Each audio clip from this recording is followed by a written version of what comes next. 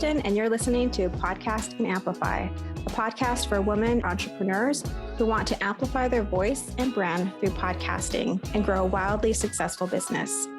I'm the executive producer and host of 2 shows and an entrepreneur, and I love helping women grow their visibility, mindset, and business to the next level.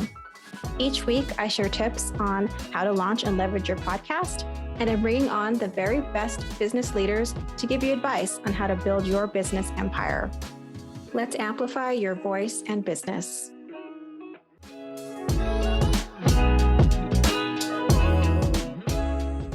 Welcome back to Podcast and Amplify. Today, I'm here with online business manager and systems expert, Sneha. She has over 13 years of experience and she's based in the UK.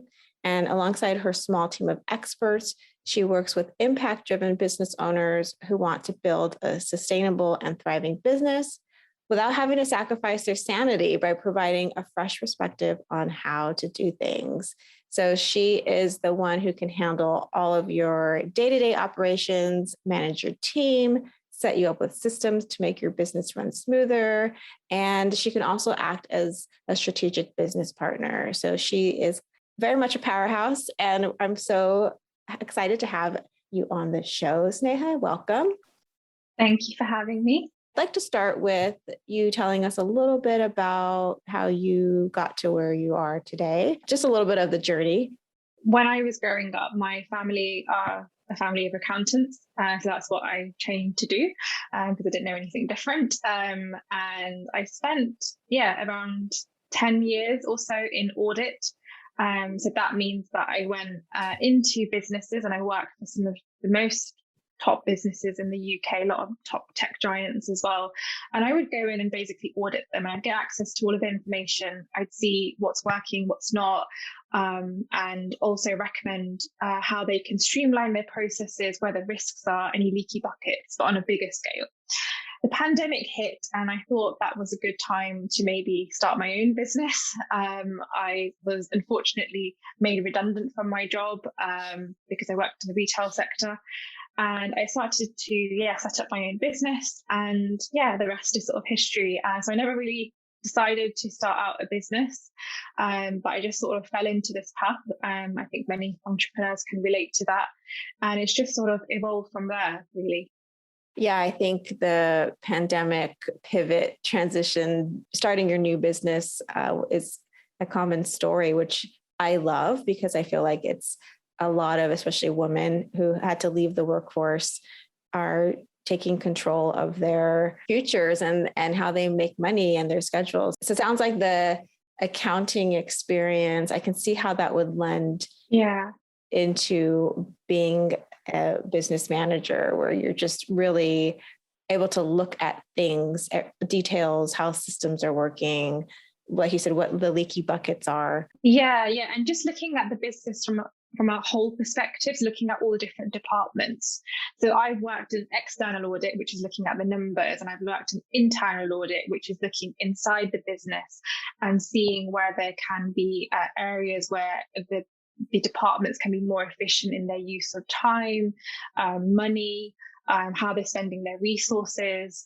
So all those areas, and I bring all of that experience because what works on a larger scale business, those strategies can equally be implemented in a smaller business as well.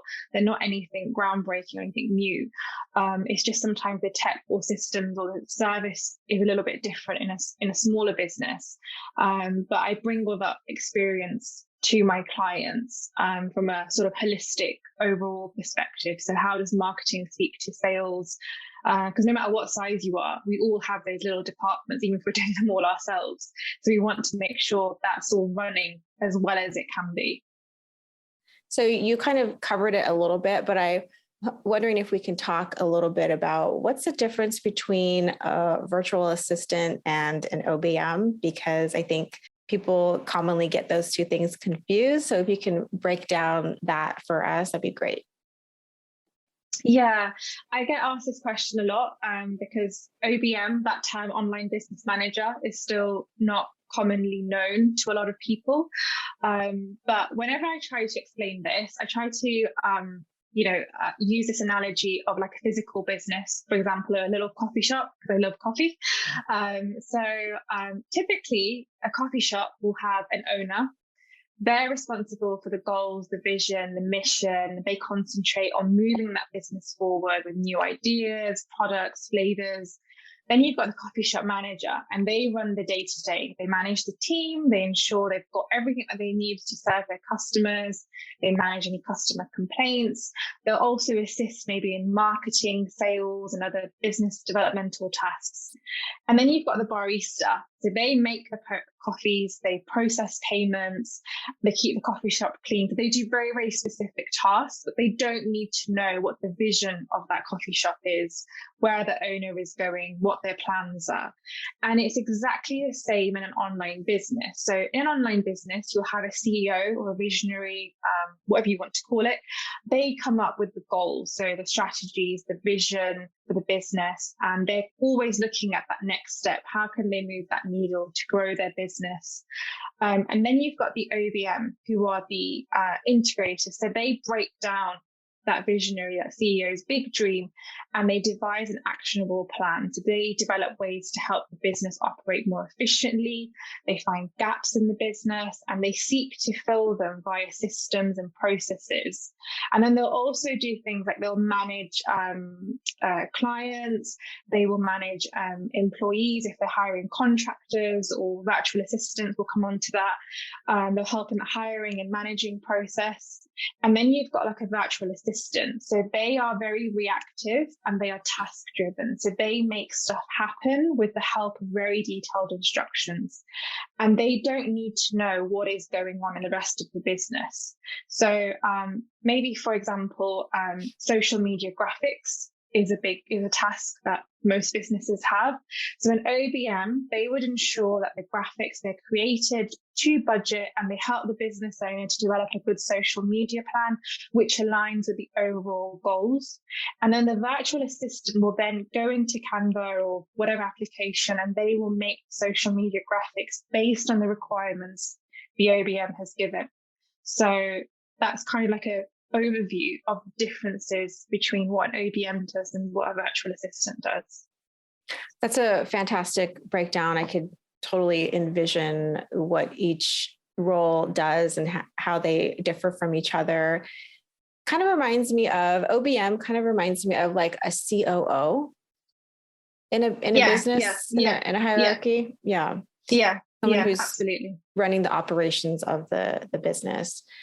Okay, so we know what a virtual assistant is. We know what a OBM is. How does a business owner know when they're ready to hire the OBM? They probably will have hired a virtual assistant. So it seems like the natural next step would be to hire an OBM. But I'm curious if there are certain things that should be happening in their business where they know, okay, now it's time to hire someone like you to manage all of those things that you just mentioned. I understand that a lot of business owners, they will first get a virtual assistant in, and that's fine. It's good to have a little team.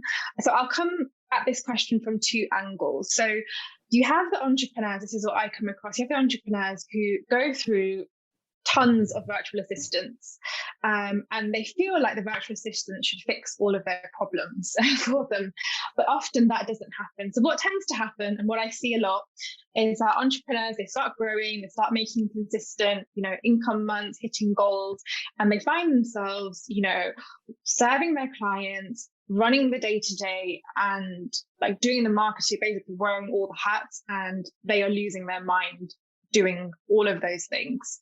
And what they do is they'll go on Facebook and they will jump in the nearest entrepreneurial group and they will say, I'm looking for a VA.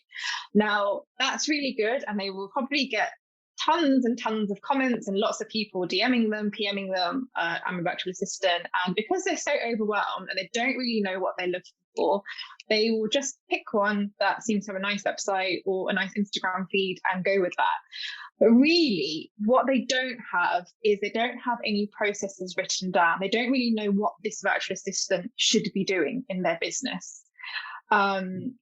And that's why it's important before you hire assistants or start growing your team is to have an OBM who can come in and basically do what I do is I do a business audit in the first sort of month.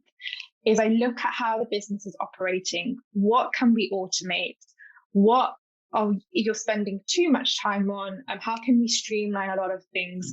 And then based on a lot of manual repetitive tasks that can't be automated or that need that human touch, we can then look for a virtual assistant or a team member to come in and do those tasks for them, very specific tasks, and they already know what that team member is supposed to be doing.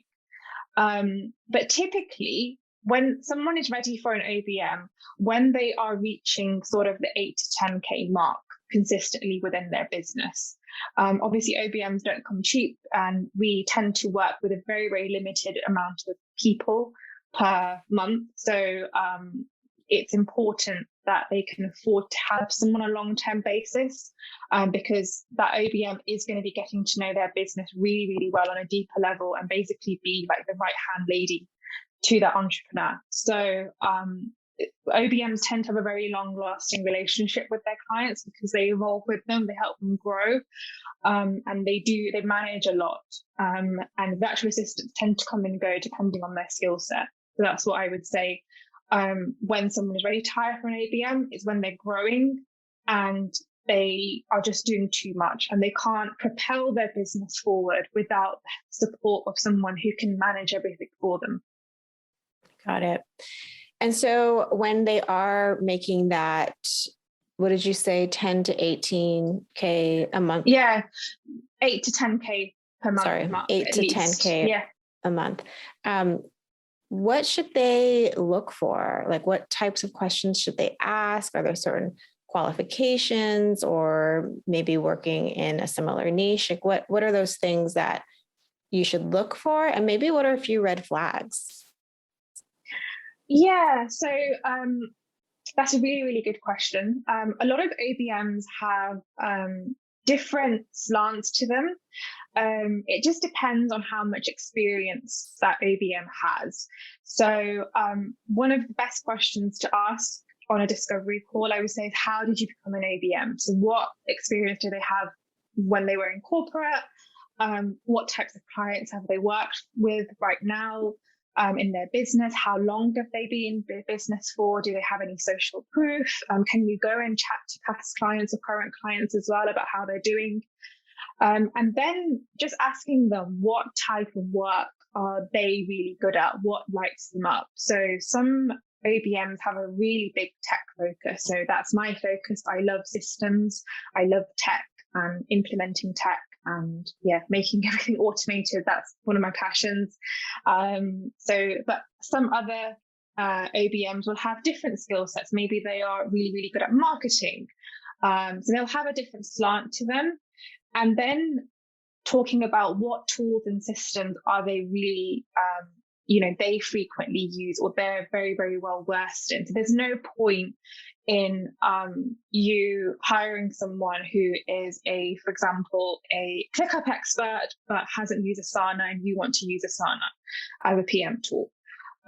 So you want to make sure that they know at least not all of the systems, because systems can be learned and if they're open to learning, that can be learned.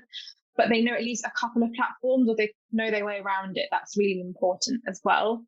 And then the other sort of question would be, how quickly do they respond to emails or how much are they on their phone? Now, if someone comes and tells you that I respond straight away, that's immediate red flag to me anyway, because if someone's got multiple clients, I don't want them sitting in the inbox responding to me in my inbox or on Slack, because then they're not actually working as such and doing that deep work that they need to do. So, having good boundaries around response time and having good boundaries themselves is an example that they're really well thought out, and they will help you set boundaries as well. And also how they handle difference of opinion. So an OBM is supposed to sit alongside you. You can bounce ideas off them. They will help you strategize. And oftentimes, part of my role as an OBM is to say no. And it's sometimes to be the parent and say, no, don't invest into this, or let's not run with this idea at this point. So how do they handle, difference of opinion, and does that feel well with you? And also, just the main thing is, do you like them? When you get on that call, can you see yourself working closely with them? Can you see yourself trusting them with your business? Because that's effectively what you're doing. So there needs to have that really good synergy between both of you, because it is a really deep relationship. Yeah, that's great. And I love how you talked about if they're emailing you right away, that's not a great sign, because you're right. I mean, if you're not kind of practicing what you preach and like putting in the boundaries and having the systems to run your own business, then does that look great? Yeah. To be able to run someone else's? Yeah. I'm not sure. Yeah. The OEMs want to practice what they preach almost. So right. Yeah. Right. That's a great tip and something to look for. Hey friends, we'll get back to the show in just a moment, but I wanted to take just a few seconds to invite you to a free workshop that I created. It's called Launch a Binge-Worthy Podcast, and it's all about helping you to create a heartfelt podcast that reaches your soul listeners and grows your business. If you want access, just go to podcastandamplify.com. It's totally free. Okay, friend, back to the show.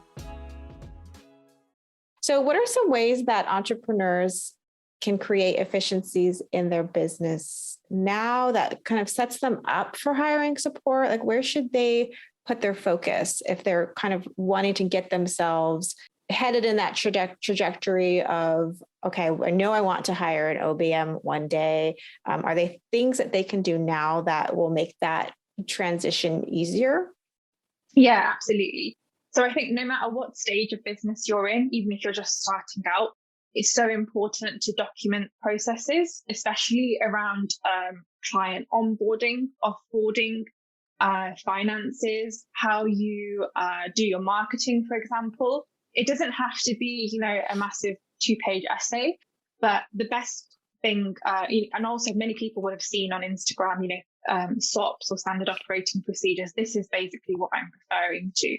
Having standard operating procedures for all the different departments within your business. So when you are onboarding someone, what are the steps that you go through? And you can record it via Loom. Loom is great, but also documenting it as well. And that will enable an entrepreneur to see, actually, when I write all of this down, I'm spending far too long. And some of these steps I don't need to do, or I can create a template for that, or I can automate something. When you see things written down, it's actually quite shocking sometimes how long we spend on some tasks. And that will give a really clear idea as well. So documenting things, and also just doing a time audit of your time. So OBMs and virtual assistants who track their time use a time tracking tool like Toggle or Harvest. But I encourage actually all of my new clients to spend 1 week or 2 weeks literally tracking what they are doing every single day in their business. And that will help them see where they're actually spending the bulk of their time and where areas they can tighten up and make more efficient. That's great advice, because we don't always know how long things take us, especially if it's something that we're used to doing. Like for us, it seems like, oh yeah, that'll be a quick thing. But I know that a lot of the time, if we were actually to time it, we always underestimate as well. We always think this will take 15 minutes, and then actually it's 45 minutes. So yeah, I love that. So then you have a realistic idea of how much time things are taking you, and that can help you really evaluate how much time can I get back? Like, is it worth hiring someone? And then you'll really know, yes, this is worth it. Yeah. And if you have those standard operating procedures, for example, creating that social media graphic or creating that blog post, all the steps that you take, you can basically hand that over to a virtual assistant and they can follow that. And you don't need to spend so much time onboarding them or spending so much time teaching them how to do things the way that you want them to be done. So having lots of documents and videos showing what you do within your business is really, really good for looking at first how you can make things more efficient, helping you hire and onboard, but also just from a risk perspective. A lot of us work single-handedly within our businesses. We don't have a massive team or a massive office. A lot of the information is stored in our brains, but God forbid, especially in this pandemic, if we were to catch COVID, we were to get ill, can our partner or someone in our family go in and do some of the most basic tasks in our business just to keep that business ticking over? Or is it completely reliant on us? So looking at yourself from a business sort of what level and mitigating any kind of risk is really, really important as well. Yeah, I love that. I didn't think about that aspect of it as being sort of like insurance for your business can still run without you if something happens. We never know, right? Those things, the last couple of years have shown us that. Yeah, they can just happen like at a hot drop of the hat. So yeah. Well, Sneha, this has been a really informative conversation. I know I've learned a few things, and I would love if you could share where people can find out more about you. Yeah, so my inbox and my DMs are always open for any questions that anyone might have. I also have a really good free guide on my website as well about how to audit your own business yourself. So my business handle on Instagram is at The Growth Chain, and my website is thegrowthchain.co.uk. So that has all my contact details. So yeah, feel free to DM, email me, and as I said, my inbox is always open. Awesome. Well, we'll link to all of those places in the show notes. And thank you again for being here. Thank you for having me. Thank you. If you loved today's episode, please subscribe so you don't miss a show. And rating and reviewing this podcast is the best way to help support us. Always remember, your voice and what you have to offer is needed in the world. Until next week, take care.